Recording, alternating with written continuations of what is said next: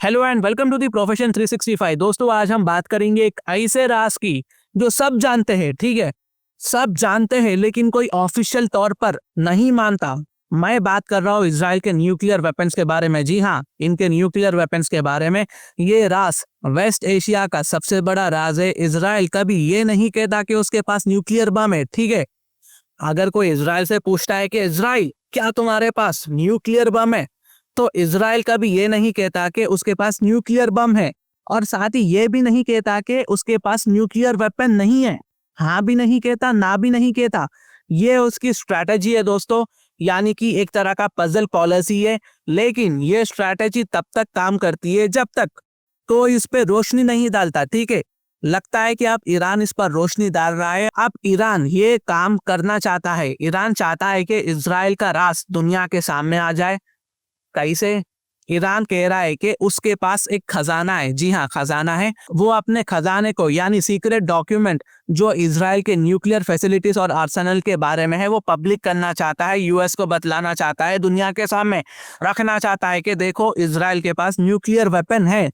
Now अभी आपके दिमाग में ना एक सवाल आना चाहिए कि सर ये डॉक्यूमेंट ईरान के हाथों में लगा कैसे? तो देखिए, ये इंफॉर्मेशन ना इजराइल के सिटीजन ईरान के लिए जासूस कर रहे थे, और इनके नाम है रॉय मिजराही और अलमोग आशियास, ठीक है। ये ईरान के लिए जासूसी कर रहे थे। ये दो इजरायली नेशनल से मिली हो सकती है, जो मई में ईरान के लिए स्पाई करने के इल्जाम में अरेस्ट हुए थे। और दोस्तों ये कोई मामूली जासूस नहीं है, ठीक है। इन दोनों ने इजराइल के डिफेंस मिनिस्टर के घर के पास कैमरा डिप्लॉय किया था। फिर इजराइल के former prime minister Naftali Bennett पर जासूसी भी किया था, ठीक है। ये कोई मतलब नॉर्मल जासूस नहीं है, ठीक है। ये बहुत ज्यादा प्रोफेशनल जासूस है। ये दोनों जासूस यकीनन ईरान के साथ मिलकर एक बहुत बड़ा ऑपरेशन किया होगा। साइबर अटैक का नतीजा हो सकता है ये, जिसमें यहाँ पर हो सकता है कि ये जासूस ईरान के साथ मिलकर इजराइल न्यूक्लियर रिसर्च सेंटर को हैक किया गया, और वहां से ही हजारों डॉक्यूमेंट्स निकाल लिया गया हो और ईरान को पहुंचाया गया हो। अब सवाल ये भी है कि ये सब अभी क्यों हो रहा है? टाइमिंग भी बहुत ज्यादा मैटर करती है ना। देखिए, इजराइल और ईरान ऑलरेडी डायरेक्ट वॉर में, ठीक है, डायरेक्ट कॉन्फ्लिक्ट के सर्कल में घुस चुके हैं।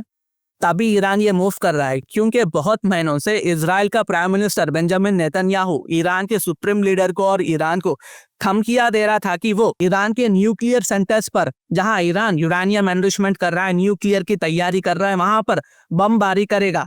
तो इसलिए यहाँ पर ईरान पीछे नहीं हटना चाह रहा है। ईरान इजराइल को भी बतलाना चाह रहा है कि देखो भैया, हमारे पास भी तुम्हारी कुंडली है, अगर तुम अटैक करोगे तो हम भी अटैक करने की पावर रखते हैं, ठीक है।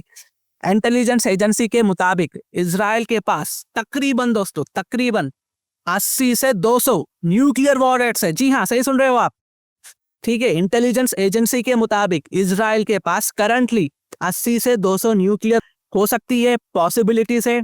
इजराइल की ये पजल की पॉलिसी है, 5 डिकेड से चल रही है, जिसमें वो हाँ नहीं कहता, ना नहीं कहता, लेकिन ये न्यूक्लियर बम रखता है, ठीक है। लेकिन बहुत जल्द ये पजल पॉलिसी खत्म होने वाली है। ये सिर्फ तब तक काम करेगी जब तक कोई आपके कार्ड्स नहीं देख रहा है, ठीक है। अब ईरान ने यहाँ पर इसकी जुर्रत की है। ईरान अब ये करना चाहता है, इजराइल के राज का पर्दाफाश करना चाहता है, और मीडिया में दुनिया को, यूएस को बतलाना चाहता है कि देखो जी, आप हमारे पीछे पड़े हो, पहले इनके पीछे पड़ो। और वैसे भी अगर इजराइल के पास न्यूक्लियर मानो 2 मिनट के लिए मिलते भी है ना, यूएस खामोश बैठेगा, ठीक है। क्योंकि इजराइल के जड़ यूएस की पॉलिसी में बहुत गहरा है।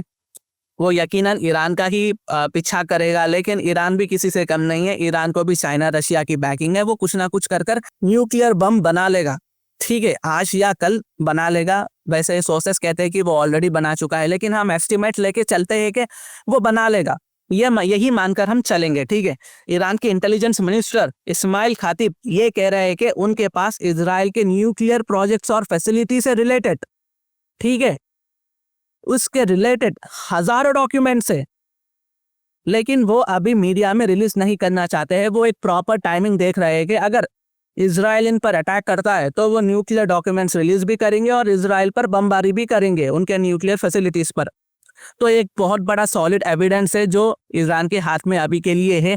अगर ईरान जो भी इंफॉर्मेशन कह रहा है ना, अगर वो पब्लिक करता है तो इसका क्या इम्प्लीकेशंस हो सकता है? देखिए, पहला, इसराइल को यूएस को छोड़ दो, लेकिन डिप्लोमेटिकली, मिलिटरीली या पब्लिकली रेस्पॉन्ड करना ही पड़ेगा। मजबूरी में आकर इसराइल इनका रेस्पॉन्स करेगा। दूसरा, इसराइल की जो पजल पॉलिसी है ना, कि इसराइल आपके पास न्यूक्लियर वेपन है या नहीं, तो इसराइल हाँ भी नहीं कहता ना भी नहीं कहता, वो खत्म हो जाएगी। ठीक है, इसराइल को एक जवाब देना ही पड़ेगा।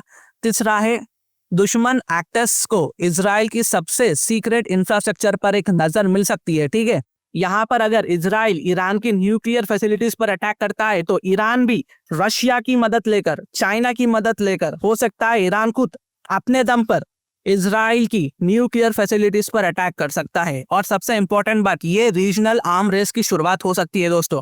इंटरनेशनल लॉ के हिसाब से Israel nuclear non proliferation treaty का सिग्नेटरी नहीं है। इसराइल ने इस पर सिग्नेचर नहीं किया है, इस वजह से इस पर सवाल खड़े हो सकते हैं। यूएस नहीं करेगा तो बहुत सारे देश है, यूरोप यूनियन है, वो कर सकता है इसराइल पर सवाल कि क्या इसराइल एक रेस्पॉन्सिबल न्यूक्लियर पावर है या नहीं। क्योंकि अगर आप देखें तो इसराइल हर वक्त लड़ाई में फंसा हुआ रहता है। तो देखना होगा दोस्तों आगे क्या नतीजे निकल के आते हैं। तो दोस्तों ये कुछ अपडेट्स जो मैंने आप तक लाया है। अगर मेरी वीडियो इन्फॉर्मेटिव दिखे तो इंटरनेशनल अफेयर्स के लिए आप मेरे चैनल को सब्सक्राइब कर सकते हैं। Thank you for watching, thank you for listening and always say God bless you all.